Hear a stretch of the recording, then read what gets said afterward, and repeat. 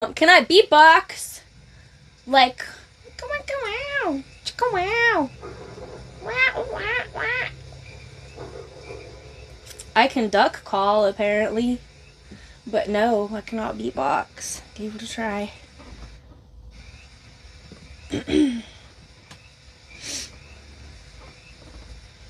On this episode of Milo Tries Anything Once, we shouldn't. Bro, we're on Eleanor's chapter. Finally, thank God. It's been so long. Been missing her.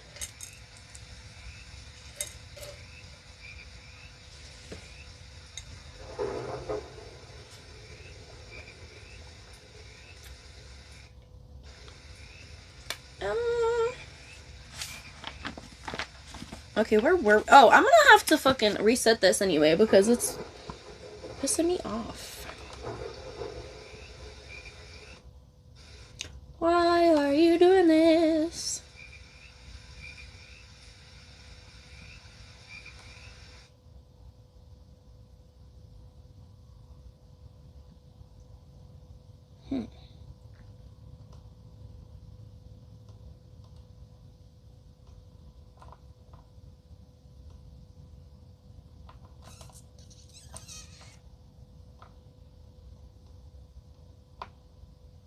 Maybe it'll stop now. Just reset it. It was like all weird.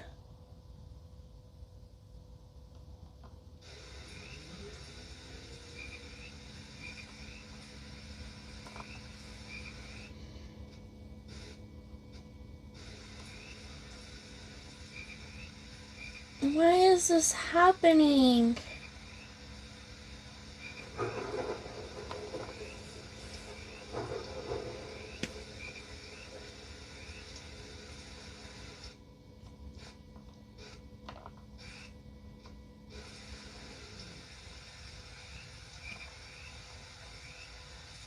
What you're reading? What's it about? It's Inkheart.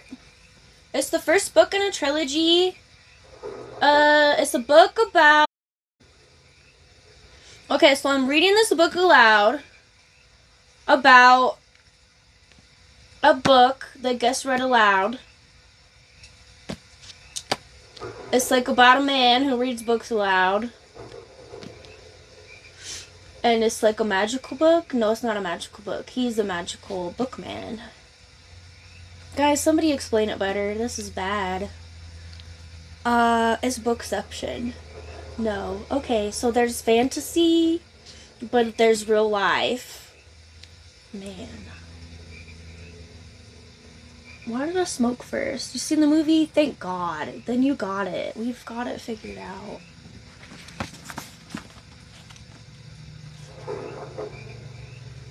But anyways, we were... I am uncomfortable. Afraid. Yeah. Everything good? Not falling apart? Oh, we were with Maggie last.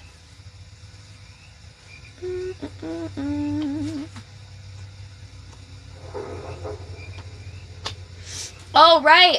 Fucking Dustfinger and Risa got away. Risa did find out that Maggie was her daughter, and Maggie did find out that Risa was her mom. That was crazy, right? Like, nobody ever talks about the stuff about the book. I'm always, like, doing recaps, but nobody's ever, like, oh my God, like, y'all remember, like, do y'all remember that? Oh my God, I lost the page. Okay, there it is.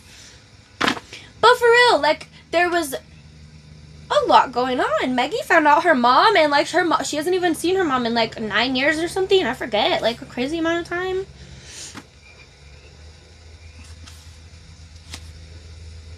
And then she had to leave her so that Maggie could go off and do her little thing. So then, yeah, Basta was stuck in the cage. I have not read that. I'll have to look into that. Can I screenshot? Yeah.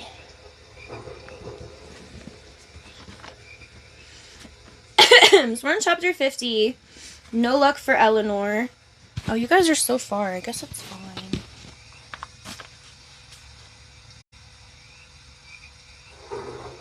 This excerpt is from... I feel so low. Like, the middle of the couch sucks.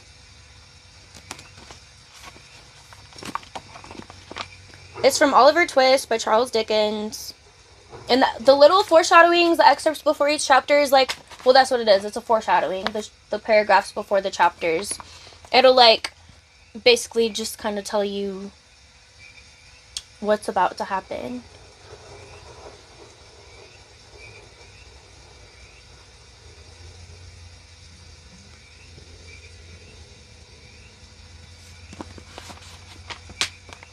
Having described the precise situation of the office and accompanied it with copious directions how he was to walk straight up the passage, and when he got into the yard, take the door up the steps on the right-hand side and pull off his hat as he went into the room, Charlie Bates bade him hurry on alone, and promised to bide his return on the spot of their parting.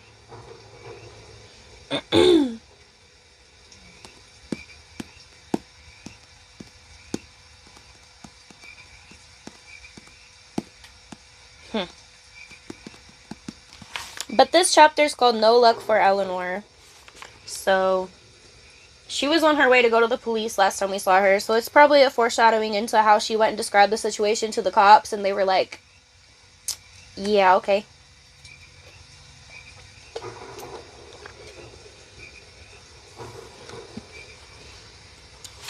Y'all ready for this? Am I comfy? I'm really not, but like, how do I want to sit? Everything's weird. I need a better couch. It's fine. It's fine. What foot do I want up here? Any of them? Yeah, that's what I wanted. Are we good though? Down here in these regions?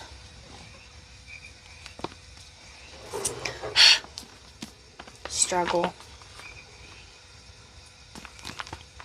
Eleanor had been driving for more than an hour before she finally reached a town with its own police station. The sea was still some way off, but the hills were lower, and vines grew on the slopes rather than the undergrowth and the trees that grew on the hills around Capricorn's village.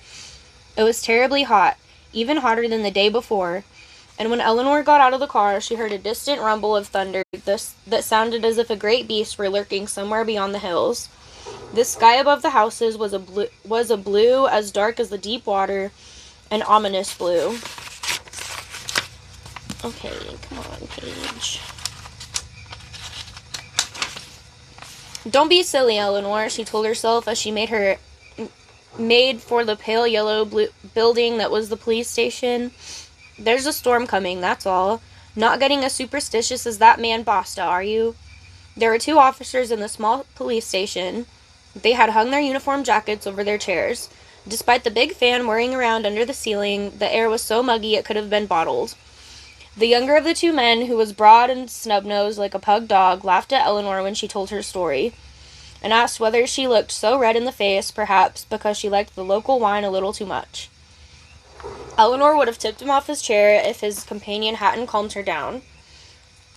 The second officer was a tall, thin man with a melancholy expression and dark hair thinning above his forehead.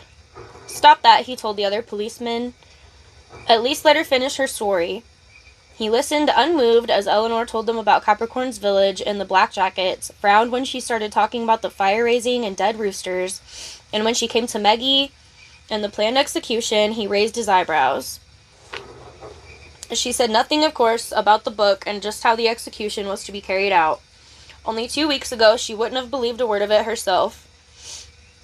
When she finished, the tall man said nothing for a while. He rearranged the pencils on his desk, tidied some papers, and finally looked at her thoughtfully. "I've heard about that village before," he said. "Naturally, everyone's heard of it," mocked the other officer. "The devil's village, the accursed village, even the snakes avoid it. The walls of the church are painted with blood and black jackets, who are really ghosts and carry fire in their pockets, haunt the streets. You only have to get near them and you go up in smoke." He raised his hands and clapped them above his head. Eleanor looked at him icily. His colleague smiled, but then rose with a sigh, laboriously put on his jacket, and signed to Eleanor to follow him. "I'm going to take a look at this," he said over his shoulder. Might as well, if you've got nothing better to do, the other man called after him, laughing so uproariously that Eleanor felt like she was going to tip him off his chair after all. A little later, she was in the passenger seat of a police car, and the road along which she had come was winding its way through the hills. Why on earth, she kept thinking, didn't I do this before? Everything will be all right now, everything. No one will be shot or executed. Maggie will get her father back. Mortimer will be united with his daughter. Yes, everything will be all right, thanks to Eleanor. She could have sung and danced. Not that she was much of a dancer, she was sitting in a car. She had never in her life felt so pleased with herself. Now who could say she didn't know how to cope with the real world? The policeman beside her said nothing. He just kept his eyes on the road, taking bend after bend at a speed that made Eleanor's heart beat painfully fast. Occasionally, he absent-mindedly kneaded his right earlobe. He seemed to know that the way and never hesitated when the road branched or passed any turning. Eleanor could not help thinking how long it had taken her and Mo to search for the village. Suddenly, a disturbing thought came into her mind.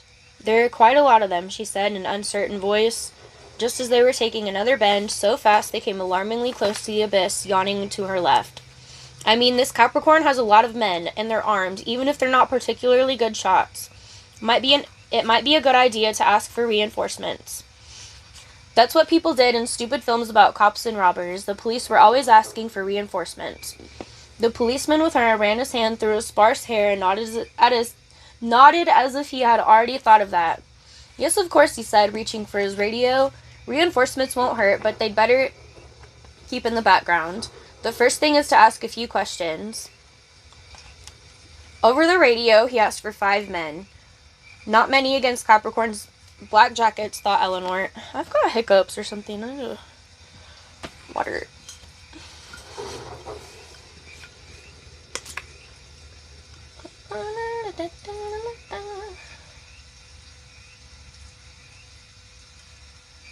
Be back later. How old? I'm 26.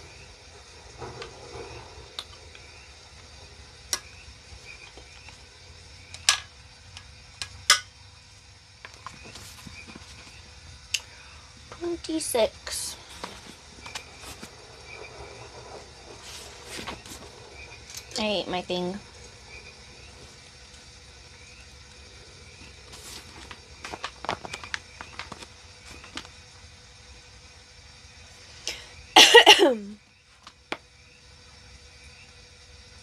Where was I?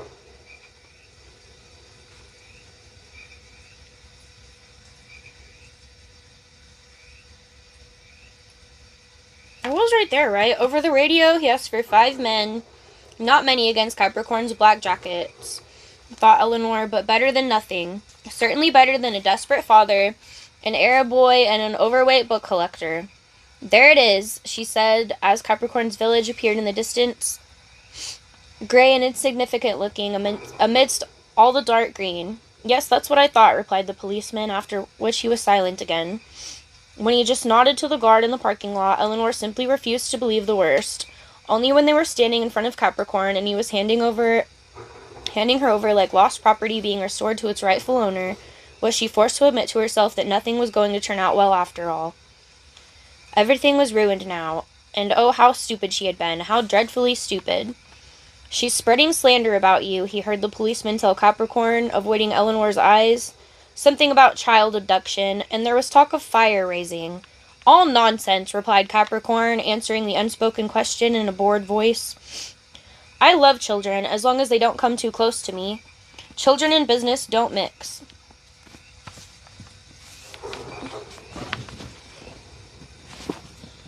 Yee! This is scary sometimes. Skirts.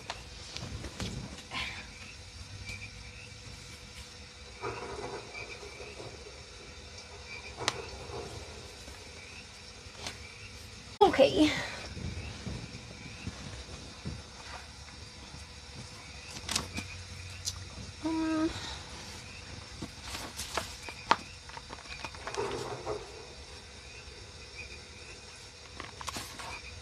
The policeman nodded and looked unhappily at his hands, and she said something about an execution. Did she indeed? Capricorn looked Eleanor up and down as if amazed by such fantasies. Well, as you know, I have no call for anything of that nature. People do as I say without my having to resort to such drastic measures. Of course, murmured the policeman, nodding, of course. He couldn't wait to leave. As his rapid, clipped footsteps died away, Cockerel, who had been sitting on the steps, laughed. He has 3 small children, right? It ought to be compulsory for all policemen to have small children. That was a pushover. The Boston just had to stand outside the school twice. What about it? Should we pay him another visit to refresh his memory? Capricorn shook his head. I don't think that will be necessary. Let's just think about what to do with our guest here. How should we deal with someone who tells such shocking lies about us? Eleanor felt weak at the knees as he turned his colorless eyes on her. If Mortimer offered to read me into some book now, any book, she thought, I'd accept. I wouldn't even want to pick and choose. 3 or 4 black-clad men were standing behind her, so trying to run away was pointless. All you can do is submit your fate with dignity. Eleanor, she told herself... What? I'm reading stupid today. All you can do is submit to your fate with dignity, Eleanor, she told herself. But reading about such a thing was much easier than doing it. The crypt or the sheds? Asked Cockerel, strolling up to her. The crypt, thought Eleanor. Dustfinger said something about that, and that was nothing nice. The crypt? Why not? We have to dispose of her, or else who might she bring here next? Capricorn hid a yawn behind his hand. Very well, we'll give the shadow a little more work to do this evening. He'll like that. Eleanor wanted to say something bold and heroic, but her tongue wouldn't work. It just lay there in her mouth, numb. Cockerel had already hauled her as far as that ridiculous statue when Capricorn called him back. I quite forgot to ask her about Silvertongue, he cried. Ask her if she happens to know where he is at this moment. Well, come on, out with it, growled Cockerel, seizing her by the nape of her neck, as if to shake the answer out of her. Where is he? Eleanor tightened her lips. Quick, Eleanor, quick, she told herself. Think of a good answer. And suddenly her tongue was working again. Why ask me? She said to Capricorn, who was still sitting in his chair, as pale as if he had been left in the wash too long, or the sun burning down out in the square had bleached him. You should know. He's dead. Your men shot him, and the boy. Look at him, Eleanor, she thought. Look him straight in the face the way you used to look at your father when he caught you with the wrong book. A few tears would come in useful, too. Go on, just think of your books, all your burnt books. Think of the last night, the fear, the despair, and if none of that works, pinch yourself. Capricorn was gazing at her thoughtfully. There, Cockerel called to him. I knew he'd hit him. Eleanor was still looking at Capricorn, a blurred sight through the veil of her false tears. We'll see, he said slowly. My men are searching the hills for an escaped prisoner. I don't suppose you're going to tell me where they should look for the 2 bodies. I buried them, and I'm certainly not telling you where. Eleanor felt a tear running down her nose. By all the letters of the alphabet, Eleanor, she told herself, there's a great actress lost in you. Buried them? Well, well. Capricorn played with the rings on his left hand. He was wearing 3 at once, and he adjusted them frowning, as if they had gotten out of line with his permission. Without his permission. That's why I went to the police, said Eleanor, to avenge them and my books. Cockerel laughed. You didn't have to bury those books, right? They burned beautifully, like the very best firewood, and their pages, they quivered like pale little fingers. He raised his hands and imitated the movement. Eleanor hit him in the face with all her might, and she was quite strong. Blood flowed from Cockerel's nose. He wiped it away with his hand and looked at it as if he were surprised to see something so red coming out of him. Look at that, he said, showing Capricorn his blood-stained fingers. You wait, she'll give the shadow more trouble than Basta. When he led her away, Eleanor walked beside him with her head held high. Only when she saw the steep stairway disappearing into a bottomless black hole did her courage forsake her for a moment. The crypt, of course, now she remembered, the place where they put the condemned. That was what it smelled like anyway, damp and moldy, just as one imagines the odor of death.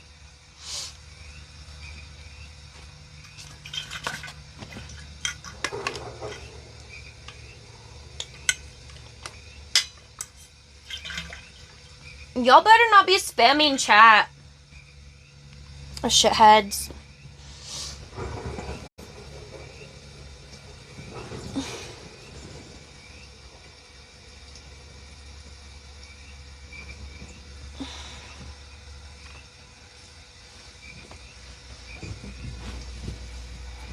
Don't be annoying. It's story time.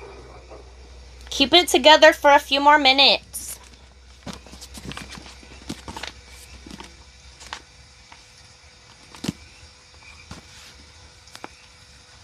You guys still paying attention?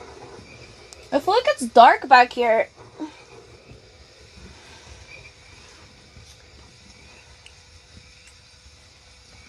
Have to pay so much more attention to understand someone reading versus me reading myself. No, for real, me too. I have to, and it takes me, like, it's worse reading it out loud. It's so much worse. God.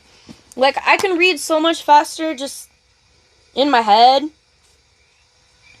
But it's like, reading it out loud, it's like, I get ahead, and then I'll, like, start reading the wrong thing, or, like, I don't know. Lights are good? Okay, cool.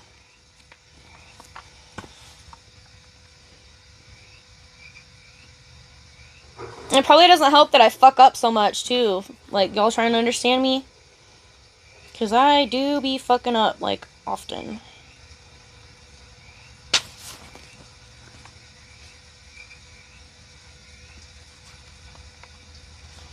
At first, Eleanor couldn't believe her eyes when she saw Basta's wiry figure pressed up against the iron bars. She had thought she must have misheard Cockrell's last remark, but sure enough, there was Basta shut up in the cage like an animal, with all the fear and hopelessness of a trapped beast in his eyes. Even the sight of Eleanor did not cheer him up. He looked straight through her and Cockrell as if they were two of the ghosts he feared so much. "What's he doing here?" asked Eleanor. "Have you taken to locking each other up now?" Cockrell shrugged. "Should I tell her?" he asked Basta, who responded with nothing but the same glazed stare. "First you let Silvertongue escape, and now Dustfinger. That's a sure way to ruin your chances with the boss, even if you do think you're his personal pet.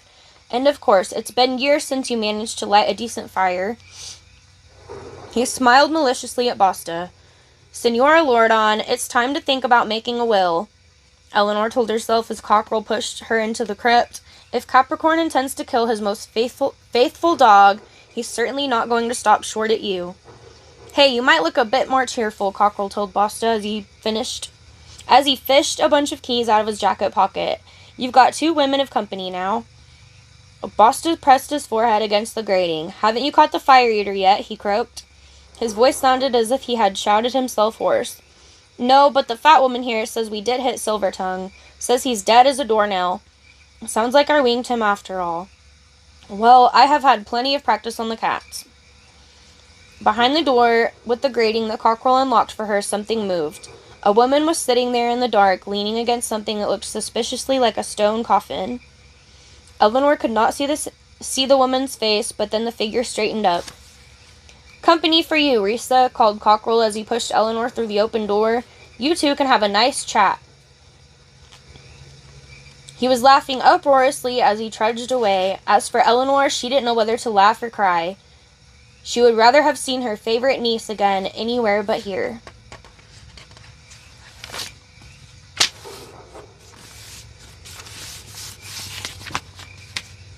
We've got 1 people back together from the group. They've been apart for years. Because the rhythm changes. It's Eleanor is like, well, yeah.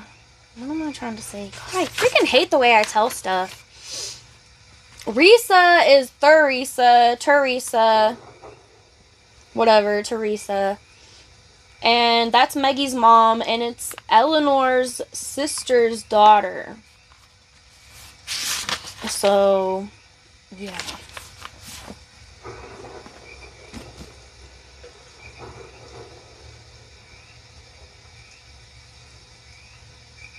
Oh, Doyle.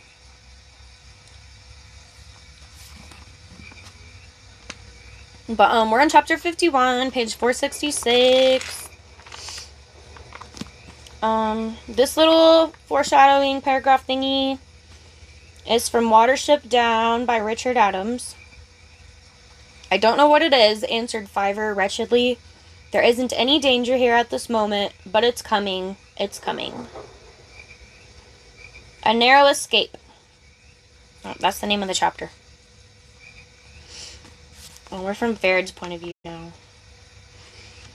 Faired had heard footsteps just as they were making the torches. The torches had to be larger and more solid than those Dustfinger had used in his shows, for they would have to burn a long time. Faired had already cut Silvertongue's hair with the knife Dustfinger had given him. It was short and bristly now. At least that had made Silvertongue look slightly different. Faired had also shown him the kind of earth he needed to rub on his face to darken his skin. No one must recognize them, not this time. But then he heard the footsteps, and voices. One was speaking angrily, and the other laughed and called out. But they were still too far away for him to make out the words. Silvertongue picked up the torches, and Gwyn snapped at Faird's fingers as the boy pushed him roughly into the backpack. "Where can we hide, Faired? Where?" whispered Silvertongue. "I know a place." Faired threw the backpack over his shoulder and led Silvertongue over to the charred wall. He climbed over the blackened stones where there had once been a window, jumped down on the dry grass behind the wall, and crouched low. The metal cover he now pushed aside had buckled in the fire, and he was overgrown by, what is that, alyssum? Its tiny white flowers rambled like snow over the opening. Faired had found the metal plate while he was exploring during the long hours he spent here with the silent and ever-reserved Dustfinger. He had jumped off the wall and noticed the hollow sound. Perhaps the space under it had originally been a store for perishable foodstuffs, but at least once before it had also been a hiding place. Silvertongue recoiled when he touched the skeleton in the darkness. It looked small, scarcely big enough for an adult, and it lay there in the cramped underground space quite peacefully, curled up as if it had lain down to sleep. Perhaps it looked so peaceful that Faired was not afraid of it. What? My God, can I read? Perhaps it was because it looked so peaceful that Faired was not afraid of it. If there was a ghost down here, he felt sure it could only be a sad, pale creature, nothing to be frightened of. There wasn't much space when Faired drew the metal cover across again.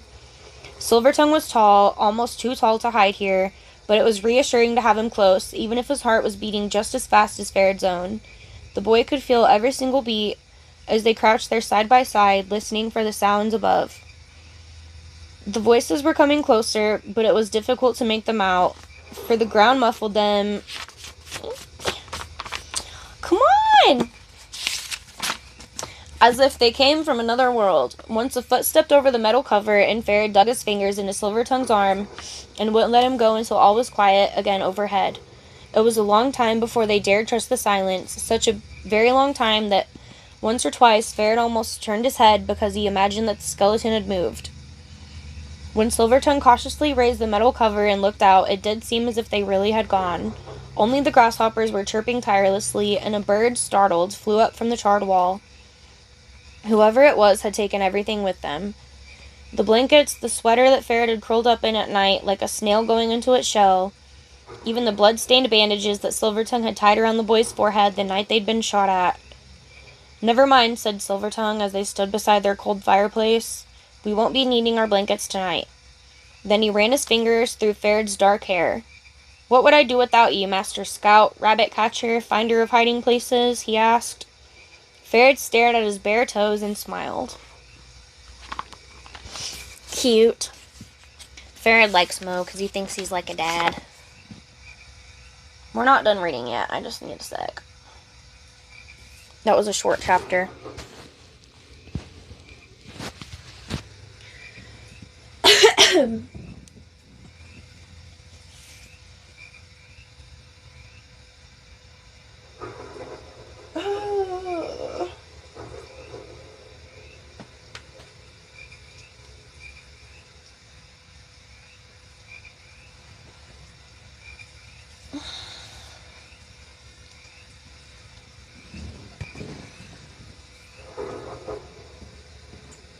It's getting kind of bright back here.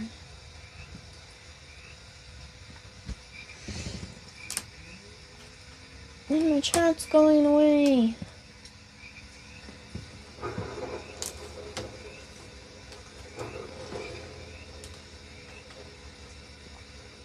I'll be alright.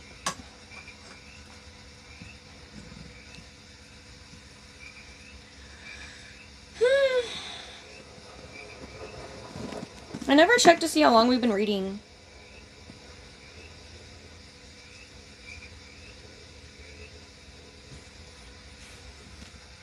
I'm snoring.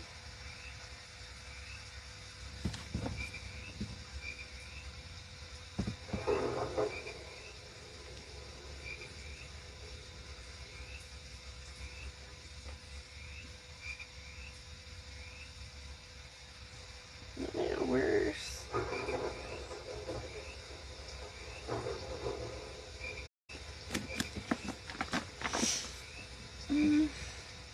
Let's go frog hunting. Yeah, let's go frog hunting. Can you guys still see the names? You can, right? Yeah. I'm afraid of this skirt. This is scary.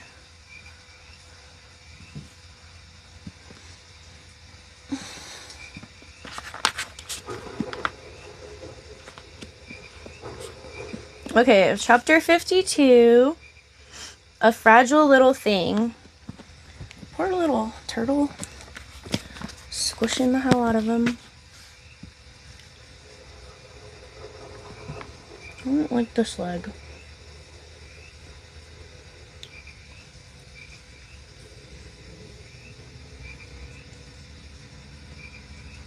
Y'all just don't judge me, okay? I don't know what's happening here. I have too many openings in this skirt. I don't know how to flow gracefully.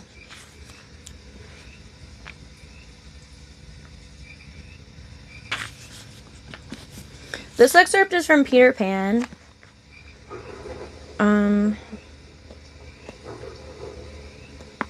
When she expressed a doubtful hope that Tinkerbell would be glad to see her, he said, "What?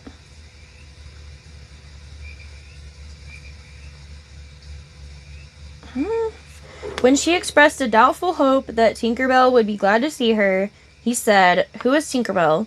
'Oh, Peter,' she said, shocked, but even when she explained he could not remember.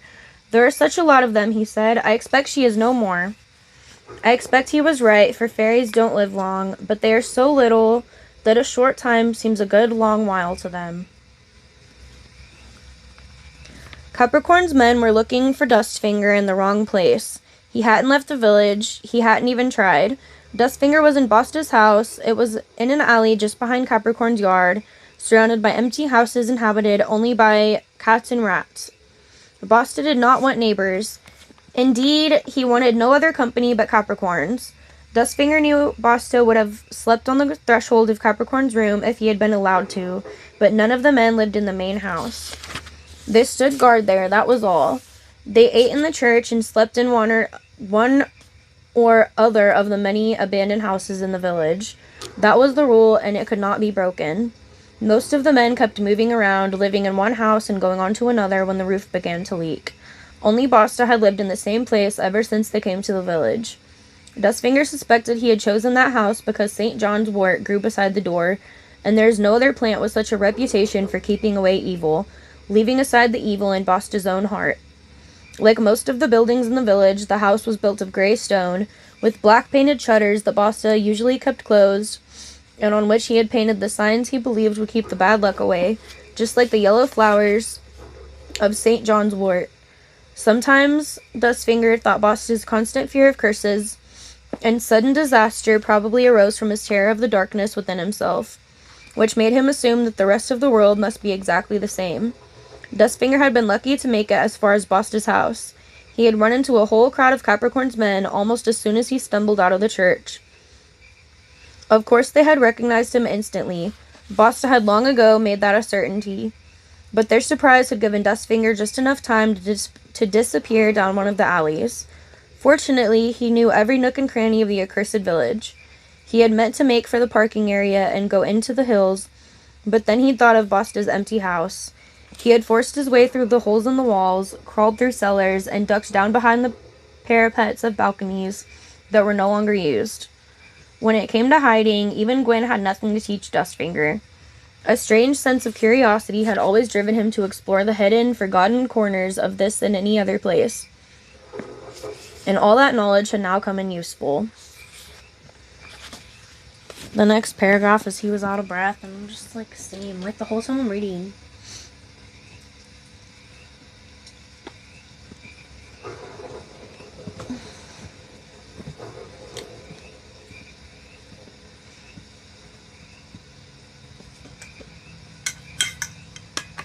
Ow!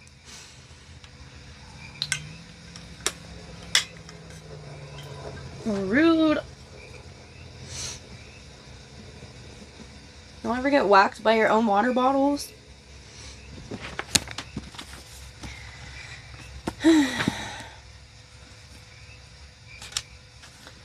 He was out of breath when he finally reached Basta's house. Basta was probably the only man in Capricorn's village who locked his front door, but the lock was no great obstacle to Dustfinger. He let himself in and hid in the attic until his heart had slowed down. Even though the wooden planks were so rotten, he feared he would go through the floor at every step. Downstairs, he found enough food in Basta's kitchen to quell the hunger that had been gnawing like a worm at the walls of his stomach. Neither he nor Risa had been given anything to eat since they were put in those nets, so it was doubly satisfying to fill his belly with Basta's food. When he had partially satisfied his hunger, he opened up one of the shutters just a crack, so he could have a warning in good time of any ears approaching his footsteps.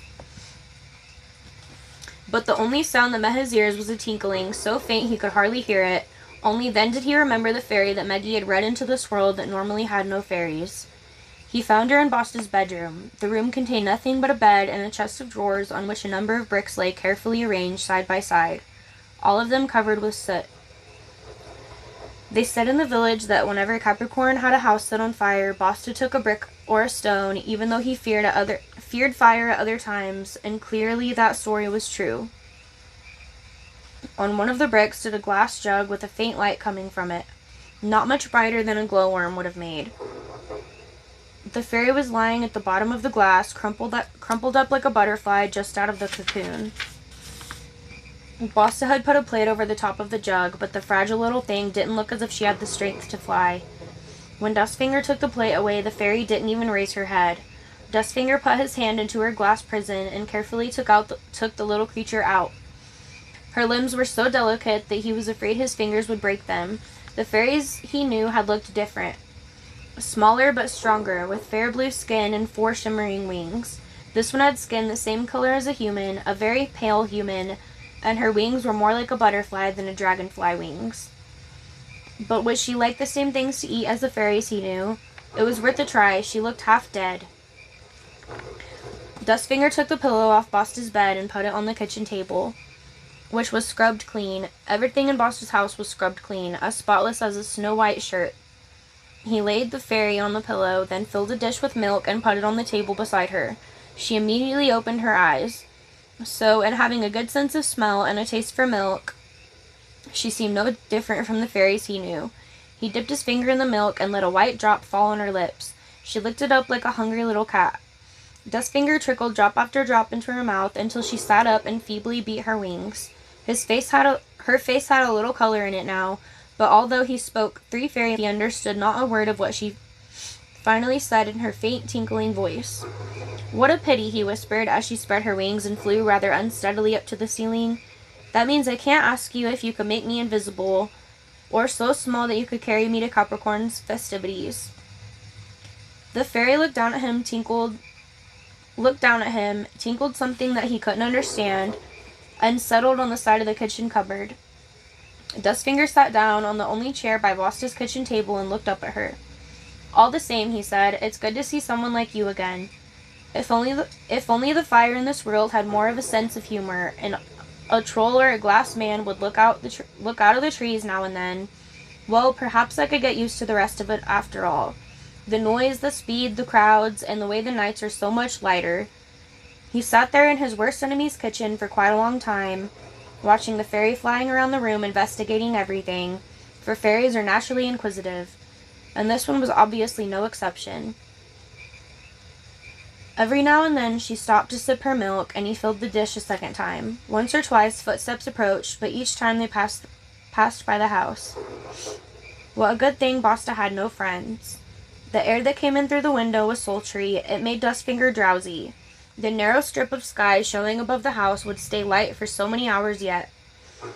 long enough for him to make up his mind whether or not to go to Capricorn's festivities. Why should he go? He could get a hold of the book later, sometime when all the excitement in the village had died down and everything was back to normal. And what about Risa? What was going to happen to her? The shadow would come for her. There was nothing to be done about that. Not by anyone, not even Silvertongue, if he was really so crazy as to try. But Silvertongue didn't know about her or about his daughter. At least there was no need to worry about Meggie, not now that she was Capricorn's favorite toy. Capricorn would never let the shadow hurt her. No, I won't go, thought Dustfinger. I'll hide here for a while. Tomorrow there'll be no more Basta, that's one good thing. And perhaps I will go away from here. Go away forever. No, he knew he wouldn't do that, not while the book was still here. The fairy had flown over to the window and was peering curiously out at the alley. Forget it, stay here, said Dustfinger. Please, believe me, it's no place for you out there. She looked at him quizzically, then folded her wings and knelt on the windowsill. And there she stayed, as if she couldn't decide between the hot room and the strange freedom to be found outside.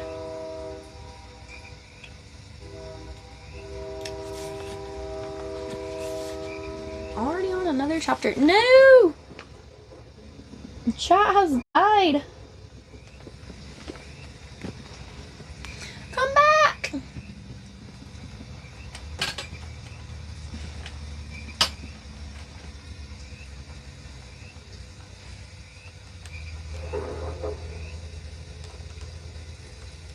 There we go. Can reach it. There's probably nobody there anyway. But I don't want it to get all behind.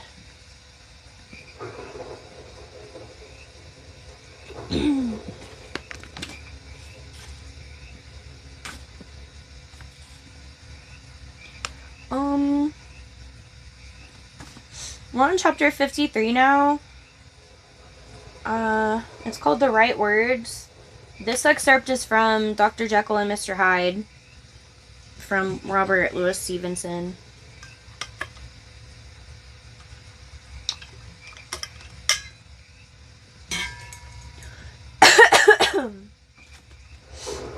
This was the shocking thing, that the slime of the pit seemed to utter cries and voices, that the amorphous dust gesticulated and sinned, that what was dead and had no shape should usurp the offices of life. Okay, that's dark.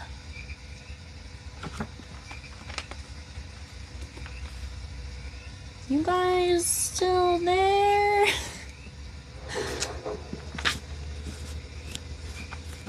I'm still kind of here. I'm tired. Sleepy. This is the longest stream I've done in a while. Finoglio wrote and wrote, but the number of pages he had hidden under the mattress was no greater. He kept taking them out, fiddling with them, tearing up one and adding another. No, no, no, Meggie heard him muttering crossly to himself. No, that's not it yet.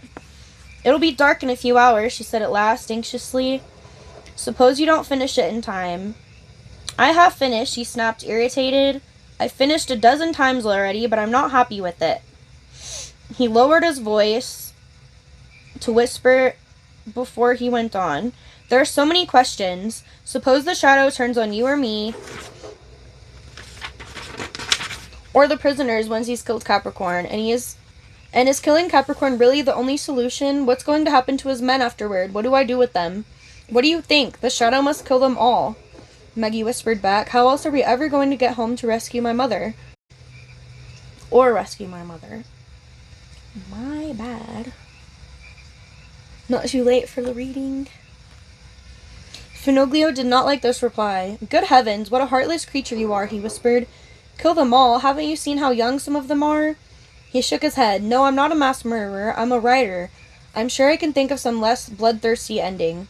And he began writing again, and crossing out words, and writing more, while outside the sun sunk lower and lower and lower until its rays were gilding the hilltops. Even the steps came along the corridor. Every time steps came along the corridor, Finoglio hid what he had been writing under his mattress, but no one came in to see what the old man kept scribbling on his blank sheets of paper, for Basta was down in the crypt. The board guards on duty hung their... What? The board guards on duty outside their door had several visitors that afternoon. Men had obviously come into the village from Capricorn's outpost to watch the execution. Putting her ear to the door, Maggie eavesdropped on their conversations. They laughed a lot, and their voices sounded excited. They were all looking forward to the night spectacle. Not one of the men seemed to feel sorry for Basta, far from it. Knowing Capricorn's former favorite was to die that night just seemed to add to their fun. Of course they discussed Meggie too. That little witch, they called her, the little madam, the enchantress, and not all of them seemed to be convinced of her powers. As for Basta's executioner, Meggie learned no more than what Finoglio had already told her, and what she remembered of the passage that the magpie made her read. It wasn't much, but she had heard the fear in those voices outside the door, and the horrified awe that overcame them all at the mention of his name, which was not a real name at all. Only those who, like Capricorn himself, had come out of Finoglio's book had ever even seen the shadow. But they had all obviously heard about him, and they painted pictures in their darkest tones of how he would deal with the prisoners. There were evidently several opinions about how he would actually kill his victims. But the suggestions Meggie overheard grew more and more horrible that the closer evening came. Until she could bear it no longer, she went to sit by the window with her hands over her ears. It was 6 o'clock. The church clock was just beginning to strike when Finoglio suddenly put down his pen and looked over what he had written with a satisfied expression. "Got it," he whispered. "Yes, that's it. That's how it will be. It will turn out splendidly." Impatiently, he beckoned Meggie over and gave her the paper. "Read it," he whispered, glancing nervously at the door. Out in the corridor, Flatnose was just boasting of the way he had poisoned a farmer's stocks of olive oil. "Is that all?" Meggie looked incredulously at a single sheet of paper. "Yes, that's all. No more is needed. As you'll see, the words just have to be the right ones. Go on, read it." Meggie did as he said. The men outside were laughing, and she found it difficult to concentrate on Finoglio's words. Finally, she did it. But she'd no sooner finished the first sentence when the men outside fell utterly silent. The magpie's voice echoed down the corridor. "What's all this, a coffee break?" Finoglio hastily took the precious paper and put it under his mattress. He was just readjusting the bedspread when the magpie opened the door. "Your supper," she told Meggie, putting a steaming plate down on the table. "What about me?" inquired Finoglio in a deliberately cheerful voice. The mattress had slipped slightly when he hid the paper under it, and he had to lean against his bed to hide it from Mortola, but luckily she had no eyes for him. Meggie felt sure she thought he was merely a liar, and very likely it annoyed her that Capricorn did not agree with her. "Eat it all up," she ordered Meggie, "and then get changed. Your clothes look dreadful and stiff with dirt, too." She signaled to the maid who had come with her, a young girl at almost only 4 or 5 years older than Meggie herself. The rumors of Meggie's supposed powers of witchcraft had obviously reached the girl's ears, too. A snow-white dress was draped over her arm, and she avoided looking at Meggie as she made her way past her to hang it in the closet. "I don't want that dress," Meggie spat at the magpie. "I want to wear this." She took most sweater off her bed, but Mortola snatched it from her hands. "Nonsense. Do you want Capricorn to think we've been keeping you in a sack? You'll wear that dress. Either you put it on yourself or we'll put it on for you. I will come for you as soon as darkness falls. Wash your face and comb your hair. You look like a stray cat." The maid scurried past Meggie again, looking frightened as if any contact might burn her. The magpie impatiently pushed the girl out into the corridor. "Lock the door," she told Flatnose, "and send your friends away. You're supposed to be on guard." Flatnose strolled casually towards the door. Meggie saw him make a face at the magpie behind her back before she closed it. She went over to the dress and touched the white material. "White," she murmured. "I don't like white things. Death has white hounds. Mo once told me a story about them." "Ah, yes, the white, red-eyed hounds of death." Finoglio came over to her. "Ghosts are white, too, and the thirst of ancient gods for blood was quenched only by the white sacrificial animals, as if the gods liked the taste of innocent best." "Oh, no, no," he added quickly, seeing Meggie's terrified eyes. "No, believe me, Capricorn certainly wasn't thinking of any such thing when he sent you that dress. How would he know such stories? White is the color of the beginning, too, and of the end.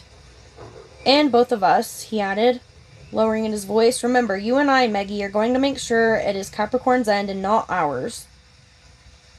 Gently he led Maggie to the table and made her sit down. The smell of roast meat rose to her nostrils. What do you think it is? She asked. Looks like veal. Why? Maggie pushed the plate away. I'm not hungry, she murmured. Finoglio looked at her with great sympathy. You know, Maggie, he said, I think I should write a story about you next. You and how you save all of us with your voice. It would be a very exciting story. But would it have a happy ending? Maggie looked out of the window. Only another hour, 2 at the most, and it would be dark. Suppose Mo came then. Suppose he made another attempt to free her. He didn't know what she and Finoglio were planning. Suppose they shot at him again. Suppose they really did hit him this time. Maggie put her arm on the table and buried her face in them. She felt Finoglio stroking her hair. It will be all right, Maggie, he whispered. Believe me, my stories all have happy endings, if I want them to. That dress has very tight sleeves, she whispered. How will I hide the paper in my sleeve without the magpie noticing? I'll distract her attention, don't worry. But later, they'll all see me take the paper out. Nonsense, you'll manage. Finoglio put a hand under her chin. It will be all right, Maggie, he said again, wiping a tear off her cheek with his forefinger. You're not alone, even if you may feel so tonight. I'm here, and Dustfinger is somewhere out there. I know him well as I know myself, and I can assure you he'll come. If only to see the book and perhaps get it back. And then there's your father, and that boy who was looking at you in such a lovesick way back in the square in front of the memorial when I first saw Dustfinger. Oh, stop it. Maggie dug her elbow into her stomach, but she had to laugh. Even though her tears were still blurring everything, the table, her hands, Finoglio's wrinkled face, she felt as if she had used up enough tears for a whole lifetime in these last few weeks. Why, he's a good-looking lad. I'd put in a good word for him with your father like a... What? I'd put in a good word for him with your father like a shot. I don't know what that means, but kinda. In context, I can get it. Damn, my chat is just gone again. I'm sorry.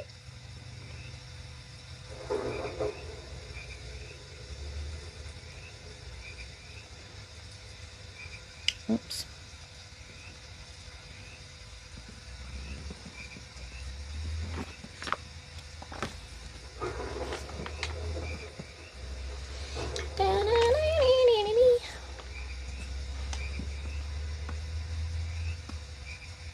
I said stop it. Only if you'll eat something. Finoglio pushed the plate back toward her. And that lady, your friend, what was her name? Eleanor. Maggie put an olive in her mouth and chewed it until she could feel the stone between her teeth.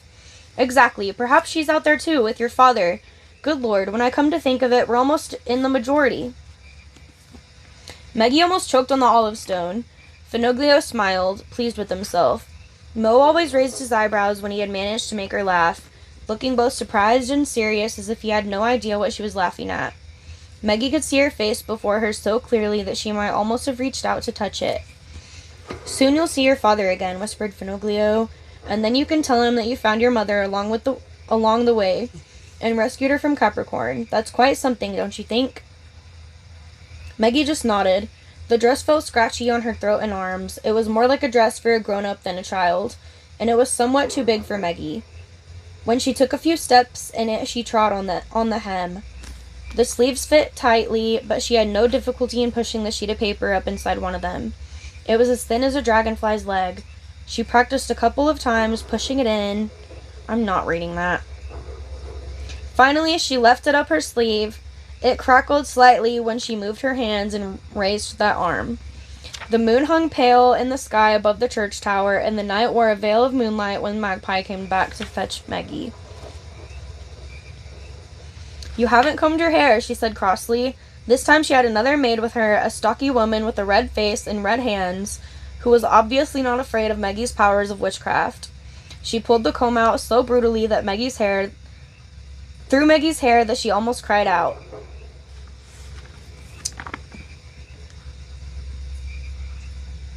No need to apologize for the actions of chat. Y'all go dark.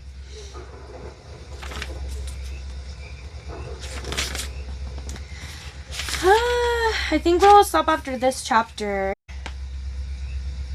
Yeah. We're almost finished. This is scary. This freaking skirt to my hem.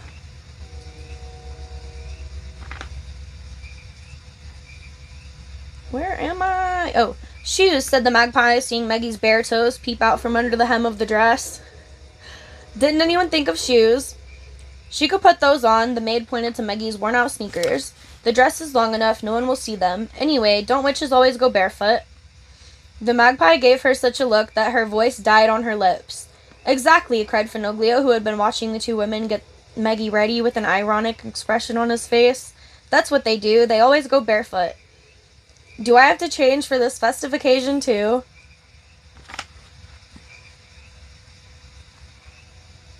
What does one wear to attend an execution? I imagine I will be sitting beside Capricorn. The magpie stuck out her chin. It was a small, soft chin and looked as if it came from another, gentler face. You can stay as you are, she said, putting a comb with pearls in Maggie's hair. Prisoners don't have to change. The mockery dripped from her voice like poison. What do you mean, prisoners? Finoglio pushed his chair back. I mean prisoners, what else? The magpie stepped back and looked critically at Maggie. That will have to do, she said. It's odd, but with her hair back, she reminds me of someone. I wonder who. Maggie quickly lowered her head, and before the magpie could give this observation more thought, Finoglio diverted her attention. But I am no ordinary prisoner, madam. Let's get that quite clear, he roared. Without me, none of this would exist at all. Your own less than delightful self included. The magpie cast him a final, contemptuous glance and took a hold of Maggie's arm. Luckily, not the one with Finoglio's precious words inside its sleeve. The guard will come for you when it's time, she said to Finoglio, leading Maggie to the door. Remember what your father told you. And called Finoglio when Maggie was out in the hallway. Hiccups.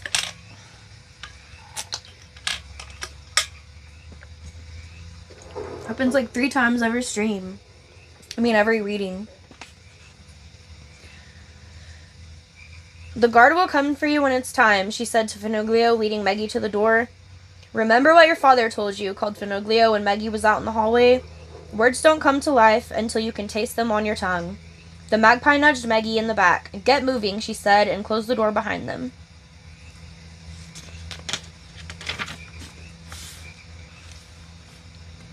That's it.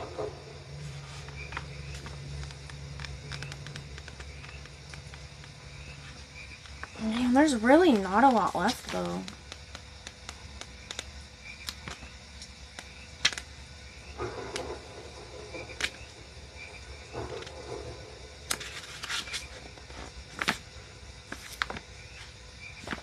Like, we probably only have, like, maybe 2 or 3 readings left.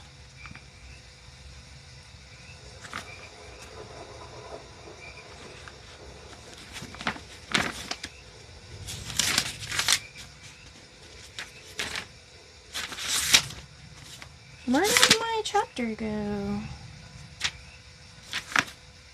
Oh, I'm right here.